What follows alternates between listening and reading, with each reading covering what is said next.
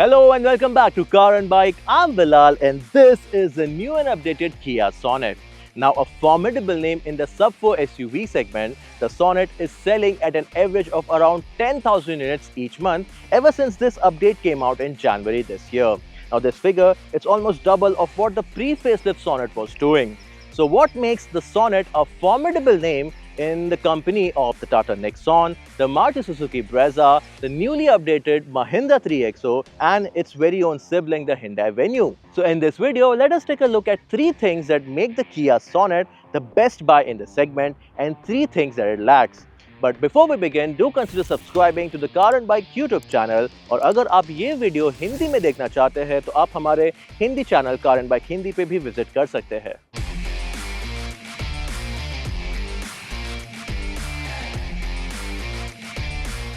Now, as I mentioned earlier, the Sonet is enjoying the sales success among its peers because of the lot. The Sonet feels like a really well-rounded, a very well-packaged product. It feels like it's a mini Seltos, and that's a really good thing because it gives you an impression that the Sonet, it belongs to a segment higher. It has received with this update what these Gen Z people call as a glow up, and that makes it feels more sharper, more handsome, and it also feels quite premium as well. And on the inside, the cabin, it feels properly modern. In fact, it caters to every need a modern day car buyer wants from their car. This entire cabin, it feels funky and functional and gives you a feel of what's sitting inside a very luxurious or fancy or say a segment higher car feels like. The materials used here, they also have good fit and finish and they're not pretending to be someone else. For example, there's no leather upholstery or fake wooden insert here. Everything here, it feels modern. Now when you are in a cutthroat segment, especially the sub-4 SUV segment that the Sonet belongs to, you have to offer more. So when you offer more, there are more choices for the buyer and more chances of your success. As simple as that. So the Brezza, it offers one engine option, a 1.5 litre petrol engine, naturally aspirated one. The 3XO and the Nexon both offer you a petrol and a diesel engine options. But here, the Sonet, it offers you 3. So there's a naturally aspirated petrol, then there's a diesel, and what we're driving here, the turbo petrol engines. You also get gearbox choices. You have a manual as standard, then you get a dual clutch automatic, the DCT. You also get an IMT, which isn't offered in any other car. And even these powertrains the Sonet comes with, the 1.2 litre naturally aspirated engine, it's very smooth and refined. It offers frugality. And if you want more frugality, you have the 1.5 diesel. It has a very torquey nature. It's good to drive, especially on long distances, and it can be really light on your pocket if you drive it judicially. And then if you want to have some fun, that's where you get the turbo petrol. It's smooth yet fast, and it will keep you smiling if you drive it correctly. Now the third reason for the success of the Sonet is the feature list it comes with.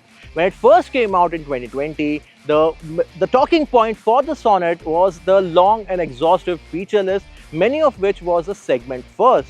And now the segment, it took a lot of time to catch up. But now that the segment has caught up with the Sonet, it still holds its own. This one's a proper facelift because compared to the older one, this one has a sharper styling. There's an L-shaped headlamp now with connected tail lamps at the back. Even the tail lamps, they jut out of the bodywork, while up front, the bumper has received a very muscular update. And if you opt for the sportier trims, it also looks incredibly good. On the inside, the feature-loaded cabin comes with a floating binnacle for 2 large digital screens. The touchscreen integrates the newest interface and so does the MID, which is one of the best in business right now. Other features include ventilated seats, automatic climate control and an inbuilt air purifier, a nice-sounding Bose audio system paired to an adaptive ambient lighting system. There's also a 360-degree camera, electric driver's seat adjustment, wireless charger, sunroof, both Type A and Type C ports, leatherette upholstery and level 1 ADAS hardware.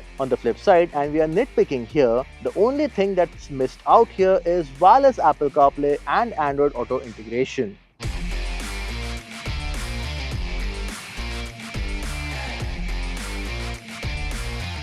Now, After all the positives, let's take a look at some of the shortcomings of the Kia Sonet. Now, the long feature list has always been its forte, but ever since it came out, the tight cabin space has always been its Achilles heel, especially here in the second row. Now, with this update, Kia has tried to sort out some of the shortcomings by scooping out the front seats, arranging the squab here, but overall, the cabin space it still remained tight compared to its rivals. Now, the headroom is decent for my size, and the legroom is just about enough. Now, the second negative of the Sonet can be its underlying stiffness to the ride quality. Now, the buyers who prefer the Nexon or even the 3XO for that matter, they offer a very comfortable ride quality. But here in the Sonet, the ride quality can get a bit choppy, especially on the really rough surfaces. You do feel all the motions and the irregularities even on the inside at times, which for a casual buyer or a modern day buyer, they want more comfort from their car. Sure, there are buyers who would prefer this kind of ride quality because it offers a better balance for their sporty nature.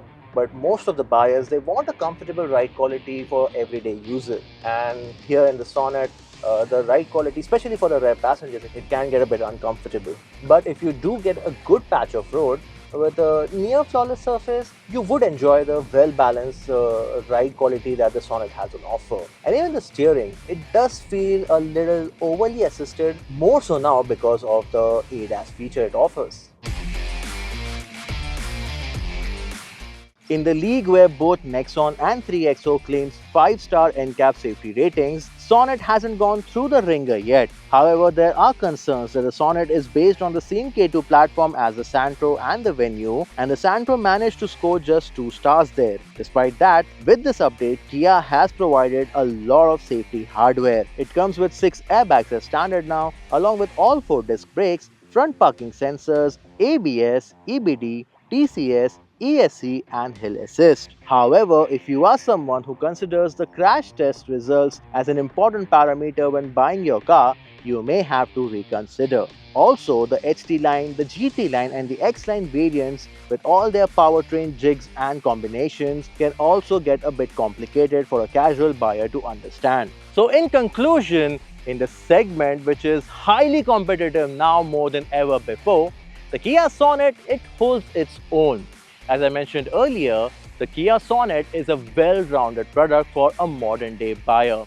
And there's not many things to point fingers at either. So if you are in a market to buy a sub-4-meter SUV, the Kia Sonet has to be your first consideration. That's all from me in this video. Hope you liked it, and if you did, do hit that like button and share this video with your friends and family, and especially with those who's looking to buy a sub-4-meter SUV. And if you have any other doubts regarding the Kia Sonet, or if you want such type of videos to be carried out on any other car model, do write them down in the comment section below and we'll be happy to oblige. This is Bilal signing off. Until next time.